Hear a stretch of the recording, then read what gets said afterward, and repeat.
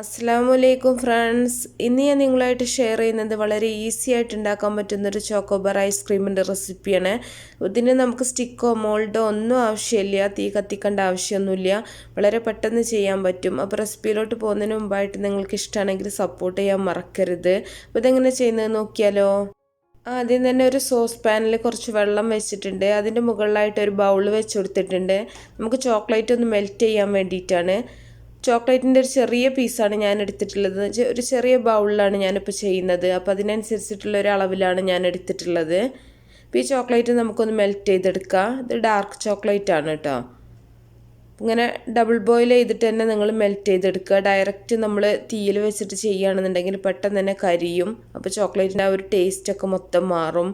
അപ്പോൾ ഇതുപോലെ ഒന്ന് ഡബിൾ ബോയിൽ ചെയ്തെടുത്താൽ മതി. കുറച്ച് സമയം മാത്രം മതി നമുക്ക് ഈ ചോക്ലേറ്റ് ഒന്ന് നന്നായിട്ട് മെൽറ്റായി കിട്ടാൻ. ഇപ്പോൾ ചോക്ലേറ്റ് നന്നായിട്ട് മെൽറ്റായിട്ടുണ്ട്. ഇനി നമുക്ക് തീ ഓഫ് ചെയ്തിട്ട് നമ്മൾ ഏത് ബൗളിലാണ് ഉണ്ടാക്കുന്നത് അതിലേക്ക് ഒഴിച്ചു കൊടുക്കുക. അപ്പോൾ ഇതുപോലത്തെ സ്റ്റീൽ ബൗൾ തന്നെ വേണമെന്നൊരു നിർബന്ധമില്ല കേട്ടോ. ഏത് ബൗളിൽ വേണമെങ്കിലും നമുക്കിത് ഇതുപോലെ ചെയ്തെടുക്കാൻ പറ്റും. നമുക്ക് ഫ്രീസ് ചെയ്യാനുള്ളതാണ്. ഇപ്പോൾ ഫ്രീസറിൽ വെക്കുന്ന ഏത് പാത്രത്തിലും നമുക്കിത് ചെയ്യാൻ പറ്റും.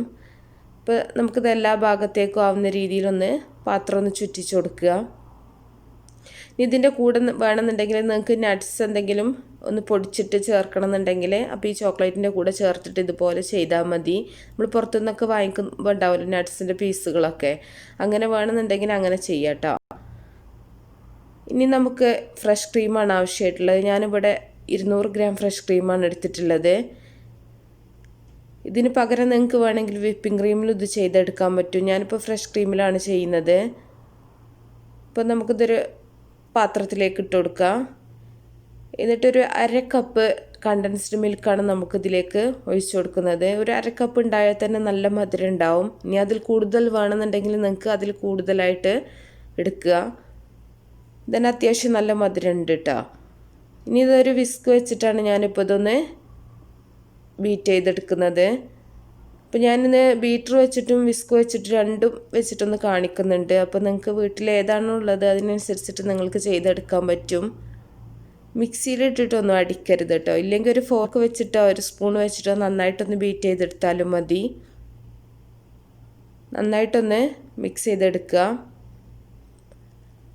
ഇനി തന്നെ നിങ്ങൾക്ക് വേറെ ഏതെങ്കിലും ഫ്ലേവറിൽ ചെയ്യണമെന്നുണ്ടെങ്കിൽ അതിൻ്റെ എസൻസ് ഒഴിച്ചിട്ട് അങ്ങനെ ചെയ്താൽ മതി. ഞാനിവിടെ വാനിലേൻ്റെ ഫ്ലേവറിലാണ് ചെയ്യുന്നത്. അപ്പോൾ ഒരു 2 ഡ്രോപ്സ് മാത്രം ഒരു വാനില എസൻസ് ഇതിലേക്ക് ഒഴിച്ചിട്ടുണ്ട്.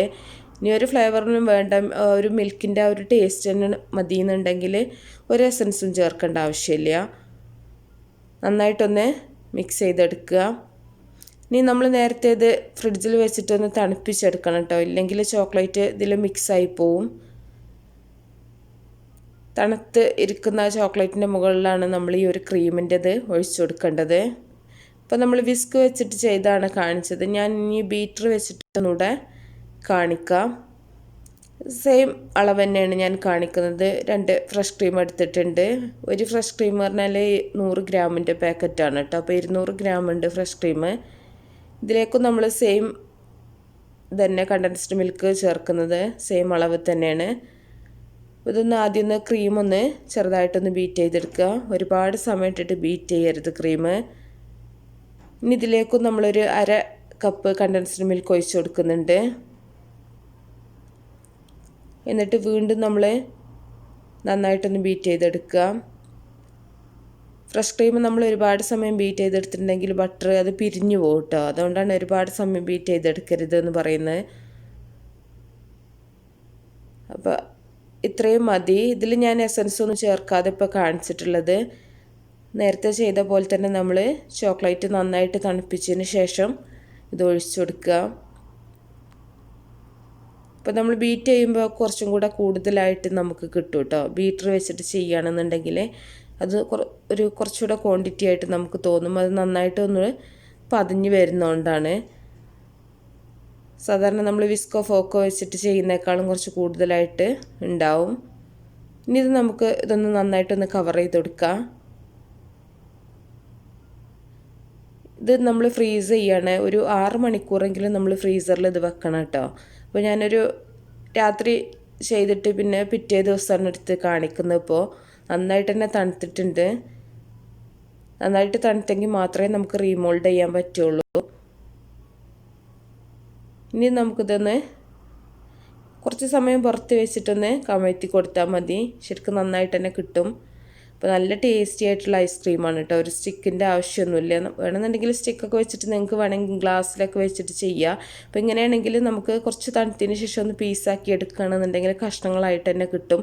ഞാനിപ്പോൾ ശരിക്കും ഇതാവാണ്ട് മുറിച്ചെടുത്തുകൊണ്ടാണ് കേട്ടോ അങ്ങനെ നല്ല തണുത്തിട്ടാണ് ഇരിക്കുന്നത്. അപ്പോൾ എല്ലാവരും ഒന്ന് ഉണ്ടാക്കി നോക്കുക. ഇഷ്ടപ്പെടുകയാണെങ്കിൽ ലൈക്ക് ചെയ്യുക, അതുപോലെ ഷെയർ ചെയ്യുക, നിങ്ങളുടെ അഭിപ്രായങ്ങളൊക്കെ അറിയിക്കുക.